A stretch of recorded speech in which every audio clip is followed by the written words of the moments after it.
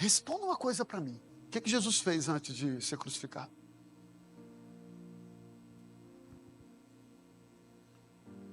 O que ele fez, irmão? Ele fez um culto?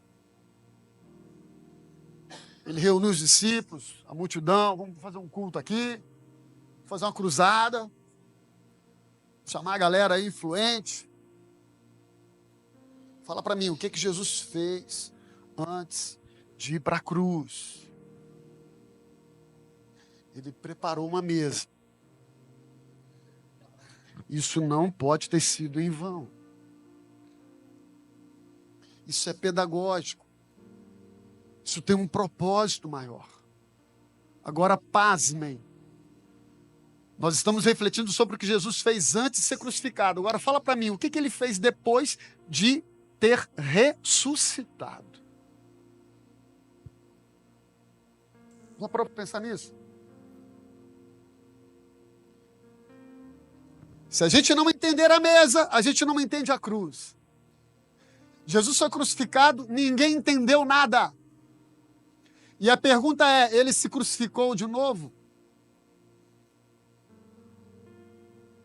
Ele voltou à cruz para mais uma vez tentar mostrar para o povo o motivo pelo qual ele veio? Não. Porque lá na cruz ele já dissera, está consumado. O que fora prometido na eternidade já estava se cumprindo ali. Mas essa semana, pensando nessa palavra, buscando a Deus, estudando sobre isso, eu fui pensar, Carlos, o que Jesus fez depois que ele ressuscitou? Porque antes de ressuscitar, ele preparou uma mesa. Sabe o que ele fez depois de ressuscitar? Ficou 50 dias com seus discípulos, de novo, à mesa. Porque o que eles não tinham entendido era a mesa. E se não entende a mesa, não entende a cruz. E eu fiquei pensando, por que Jesus não procurou Pilatos? Já parou para pensar nisso? Aquele que lavou as mãos. Por que Jesus, com todo o seu poder, não deu um susto naquele camarada? Não apareceu para ele lá meia-noite, Pilatos lá no Palácio Romano, num lugar de luxo. Pilatos, você lavou suas mãos, Pilatos. Olha aqui, aquele a quem você entregou para ser crucificado, Pilatos. Engraçado, Jesus não foi fazer isso. Jesus também não foi lá buscar Herodes. Jesus não foi atrás dos fariseus que o caluniaram, que o perseguiram. Isso é maravilhoso. Isso é maravilhoso. Porque Jesus não quer usar o seu poder para convencer ninguém. Porque se ele usar o seu poder para convencer alguém, esse amor, essa resposta nunca será verdadeira. A sorte de Pilatos, de Herodes, daqueles fariseus, é que eu é que não tinha esse poder, irmão. O quê? Se fosse comigo, filho, eu ia 3 horas da manhã. Eu não tenho esse poder todo, já zoou pra caramba, já pronto.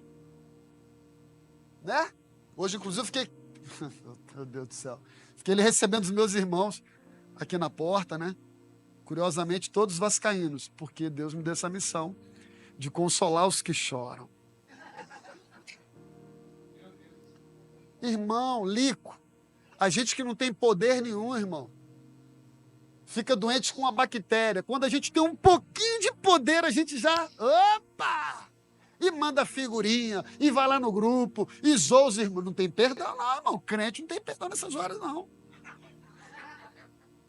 E zoa um, e zoa outro. Você imagina se a gente tivesse o poder que Jesus tinha ressurreto. Se eu tiver... Irmão, sinceramente, estou confessando aqui. Se eu fosse um dos discípulos, eu falaria assim, enquanto Jesus estivesse ali, né, ressurreto, Jesus, dá um sustinho lá em Pilatos. Só um. Passa assim, ó, na janela dele. Quem está entendendo o que eu estou falando? Pega um daqueles fariseus, aqueles bem, com aquelas túnicas, com aqueles, puxa lá o pé dele, enquanto ele está dormindo, e fala assim, ó, aqui Jesus, ó. Jesus não foi fazer isso. Sabe o que ele foi fazer? Ele voltou para a mesa.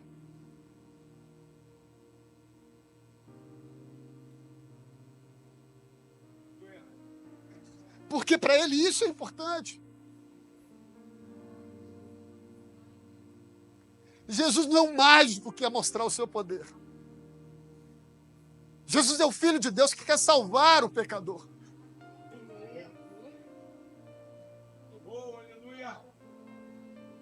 E sabe o que é mais lindo ainda, irmão? É que ele ainda fez questão de ir para a mesa com 2 camaradas que estavam agindo sem o discernimento. Abra, por gentileza, a gente precisa ler esse texto. Lucas capítulo 24. Nós vamos caminhar para o final. Você sabe quando o pastor fala caminhar para o final, espera mais um pouco que lá vem coisa. A gente fala isso só para acalmar teu coração. Mas pensa comigo, irmão, vamos viajar lá na cena. Jesus já ressuscitou. Já tem a testemunha de um anjo. O anjo já fala para as mulheres o que estão procurando aqui. Vocês estão procurando entre os mortos aquele que vive está. Vai e avisa para os outros. As mulheres avisam os outros. Com quem Jesus esteve 3 anos, os discípulos ali mais próximos, Jesus não vai primeiro a eles. Isso é maravilhoso, Débora. Ele vai em busca dos anônimos, dos que estavam voltando para o lugar de onde Deus queria tirá-los. Olha que lindo isso. Em vez de Jesus ir assustar Pilatos e bagunçar com o sono de Herodes, arrebentar com a vida lá dos fariseus, Jesus não quis nem saber desse povo, irmão. Ele foi em busca dos seus. Ele foi em busca de ensinar o valor da mesa.